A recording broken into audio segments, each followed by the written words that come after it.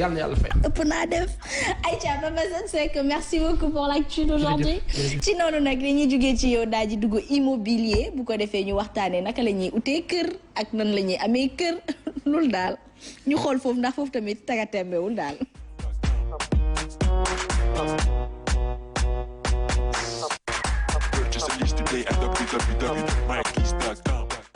Permis ou autorisation de construire, procédure d'obtention, pièces à fournir et services compétents. Oui, Asma, comme on l'avait promis aux téléspectateurs la dernière fois, ñu ñëw ci. Comme jóge nañ ci ni ñuy amee kër te ginnaaw boo yoree kër bu pare li ngay xalaat mooy tabax. Ni ngay jëndee terrain plutôt soo ko jëndee pare li ngay def mooy tabax.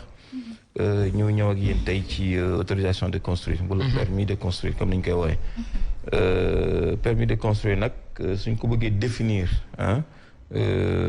mooy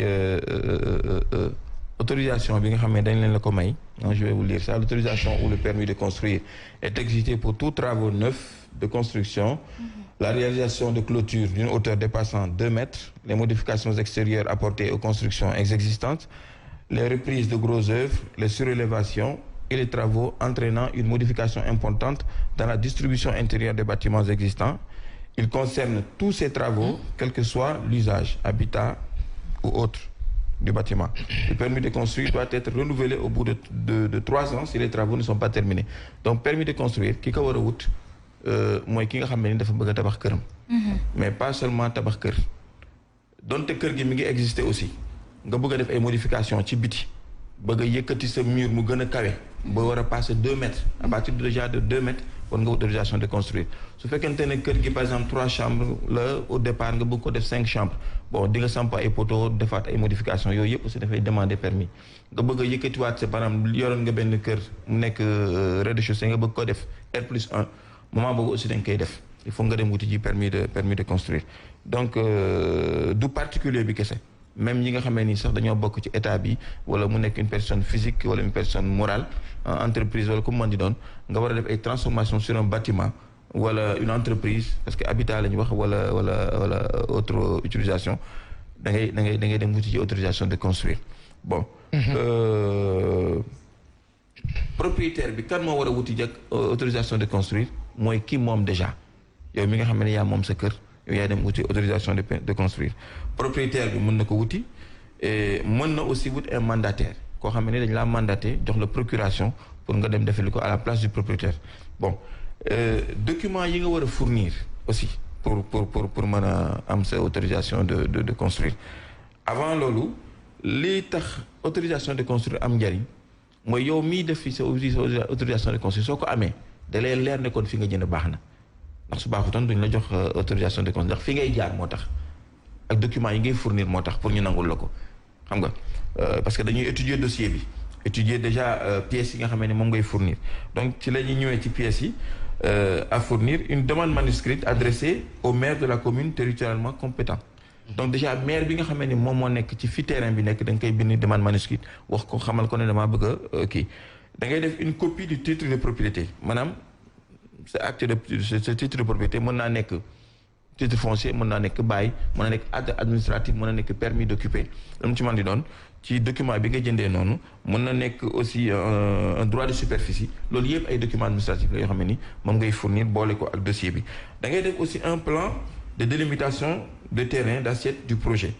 plan boobu bokk ak plan wu bâtiment bi boobu plan wu terrain bi la situation géographique fi terrain bi nekk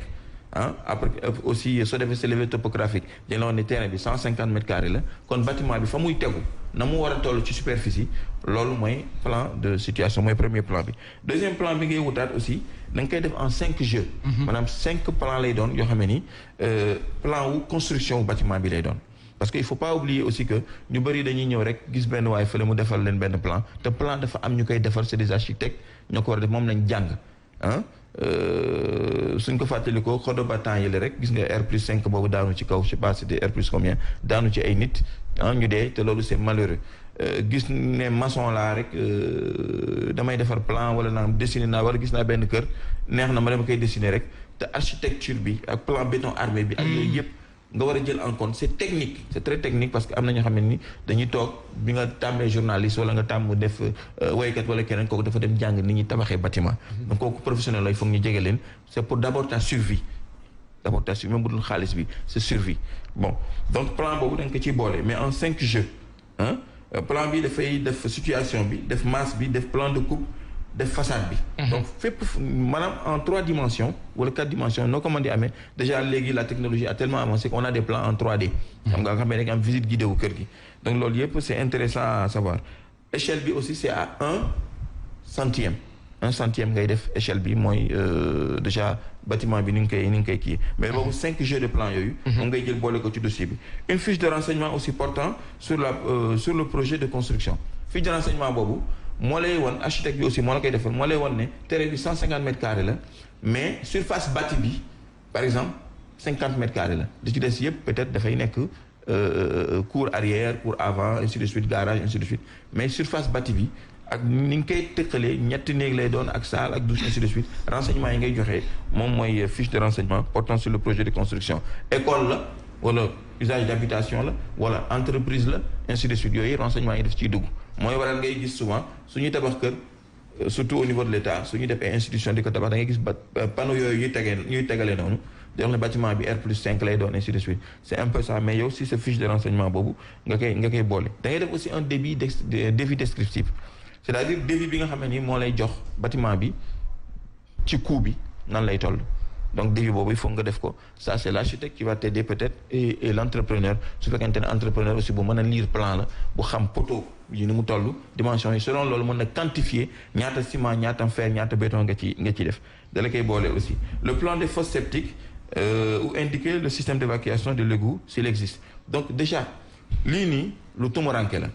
da ngay gis ko tabax kër ba pare benn fosse lay am ndox mi foofu lay dem wala mu def benn puisard boo xamee foofu la affaire yi wala fosse perdue mais très souvent sooy génn ci benn lotissement bi moom dañ koy imposer ay servitudes te servitudes yooyu mooy canalisation yooyu noonu mooy waral tey jamono ji ñu toll ni ngay gis cité yu bëri ñu tabax leen mu nekk cité yu rafet ci gis-gis nii mais su tawee ñetti goutte ndox rek nga gis foofu yëpp inondé ñu ne ana canalisation yi nangam alors que ñi doon tabax yooyu dañ leen ko imposer woon mais pourquoi nit ñi seetaan ce laxisme là ba loolu am c'est une question à poser loolu xëy na paasan moom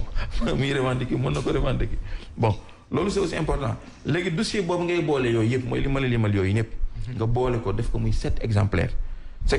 yooyu noonu moom ngay accompagner ak sa taxe d'urbanisme bi nga xam ne dañ koy fay mi ngi nekk ci diggante 1000 francs ba 5000 francs moom mooy taxe d'urbanisme bi boobu le receveur des domaines moo koy jël wala ak un timbre fiscal aussi de 1000 francs booy boole ak dossier bi nag soo ko defee pour ñu étudier dossier bi dina jël 3 mois ñu bëri da ngay gis seen demande ñu rejeté ko c'est long pas Assane c'est long parce que nit ku dajale xaalisam aussi téye ko di waaj a tabax njaboot mënut a téye xaalis c'est incroyable njaboot mënut a téye xaalis nga téye sa xaalis di xaar ñu naan la tey suba ëllëg te 3 mois yi mooy li war ay su doon am 3 mois sax mën nañ ko muñ mais pas Assane y a des gens qui ont attendu plus d'un an finalement de quoi après voilà l'administration xam nga bon il y a des procédures aussi qui ont été initiées comme le Télédac la procédure plutôt sur les plateformes Télédac boobu noonu nga xam ne boobu mën na jël 28 jours su dee dossier bu simple la mën na dem ba 40 jours su dee dossier boo xam ne dafa compliqué tu vois donc loolu si plateforme digitale yi comme Télédac par exemple comme ci nga mën nga cee jaar aussi pour am ko c'est vrai que pourquoi j'ai une question comme ça lu tax Sénégal lu ñu war a am man nit bi lu ma war a am mu amal ma njëriñ man ak sama njaboot lu tax mu jafe c'est ça le problème lu tax mu compliqué Assane on se pose la question yaa ngi wax waxu bâtiment tey mais le premier besoin de l'être humain mooy lekk naan défense mu dëkk da ngeen problème pour am ko lu tax la vie est chère dëkk yi nga tudd sànq ñi ñu wër yëpp ces pays là mais c'est un train de vie mais sunu xarit bi Dédé Amar Kane maa ngi ko gis démb mu ciy wax mu ne studio xaw ma 30 000 francs Lomé mais oui benn waaye naan ko ñun ñëpp nañu fàq dem dëkki Lomé te Togo mais grand avec 30 000 francs auto 1 million avec 30 000 francs en Côte d'Ivoire tu manges pendant 30 jours et da ngay añ reer ndekki voilà ba pare lekk fruit voilà aceke 200 francs c'est-à-dire 200 francs jën ak aceke bi 200 francs mënoo ko jeexal. banaana 100 francs ñun ñëpp mën nañ ko. léegi loolu lan moo tax ñu rawee ñu loolu lan moo tax avantage boo am ci ñoom. agriculture bi dañu nangoo bay. c'est pas que seen suuf dafa kii fii ndox moo ñu wër. tey jii géej bu diisul ak taxe bu diisul. oui ak taxe bu diisul. et puis volonté politique aussi. voilà volonté donc pour revenir au thème. tout à fait. su fekkente ne aussi da nga kii nu mu tuddati da nga am sa autorisation de construire mu réer da ngay dem wuti certificat de perte ñu defal la aussi duplicata boobu après moom ngay jël yóbbu ko au service chargé de l'urbanisme après ñoom aussi boobaa dinañ la ci jàppale pour nga mën a amaat sa kii. li fi caab wax yëpp lii. donc dafa métti. voilà dafa métti. soo gisee ñu bëri tey ji dem ji tabax. di moi j'ai vu même des maires yoo xam ne ni dañ ne soo xasee déposer sa notification de dépôt nga ñëw par exemple pour def say documents yëpp mu gis ko nga am administratif nga ñëw déposer ko ci seen yërmande dañ laan la comme document bi am na administratif durée bi permis de construire bi di jël dafa nar a mën nga cee ñàkk sa xaalis mën nga ko dugal foo xam ne ni peut-être feebar wala dara dab la parce que njaboot mënut a tee xaalis may naa la mën ngaa dem commencer y a des gens qui le font. Il y a des gens qui le font. Dès l'instant qu'ils savent que les actes administratifs sont réguliers, et puis bon, c'est une question de procédure. Donc c'est un bon sens, c'est un humanisme. De lundi matin, nous allons dans le tabac. Et j'en ai vu. Je peux même en citer un, le maire de Niag Johan Paul. Tu vois. Tu vois. Donc non. Il n'est pas le seul. Il y en a plein qui le font. T'as dit, soit les 100 Sénégalais. Pas ça. 95% duñ la génneel autorisation de construire boo xam ne xaar nañ ba mu pare wala kii parce que déjà service bi la koy jox sax moom day comprendre sax ne yow et puis problème bi mooy li tax ngay permis de construire boobu li ci bëri mooy gën a sàmm sa alal. waaw pour wóoral fi nga nekk ne baax na. yaa ngi dégg mais nag y a autre chose y a la sécurité. justement y a la sécurité parce que bâtiment. buy def R+1 doo ko tabaxee comme bâtiment boo xam ne nii ñu bëri nañuy def rez-de-chaussée toog ba lu neex la ne seen njaboot màgg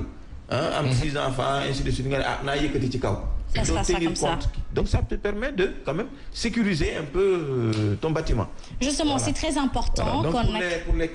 les questions, parce que ça a été très bref, c'est vrai. D'aucuns m'ont interpellé. Il y a la diaspora que je salue beaucoup, qui a manifesté son intérêt. Ils m'ont même demandé est-ce que à partir de ñoom fi ñu nekk foofu nan la ñu mën a def pour def ay téléprocédure ñu dem ministère pour mën a jël document yooyu donc c'est yàlla fay. Monsieur Thiam sànq yaa ngi ko doon wax permis de construire yi dafa am solo ndaxte nit ñi dafay tax nga xam lan mooy sa ak yelleef ci mbir mi ba tax ne doo jéggi yoon te yoon du daan sa kër. tout à fait parce que c'est dommage aussi nga tabax ba si yàgg ñu ñëw comme ni ko Descop defee temps yële ñëw toj sa kër et tout ça mais bon il faut le dire que c'est dans la pratique. La majeure partie des gens qui ont construit peut-être n'ont pas de permis de construire. C'est dû au fait que peut-être aussi procédure bi lu gudd la donc état bi aussi war na xoolaat loolu jim ko gàttal tuuti quoi en fait pour nit ñi mën a vraiment teel a def li ñuy war a def et puis bon voilà. Justement incha allah rabbi kon nag fii lañ koy ndar keppee bu ko defee rek nit ñi mën a bàyyi xel bu baax a baax ci li nga xamante ni moom moo ñeelu wàllu boobule. ba tax ne itam danañ ko gën a yaatal il est ouvert bu ko defee il faut qu'on trouve un numéro WhatsApp suba teel. bu ko defee toutes les questions ou toutes les demandes yi nga xamante ni téléspectateurs dañ ko am danañ mën a am numéro boobu ñu envoyer directement seen demande foofu par rapport aux rubriques.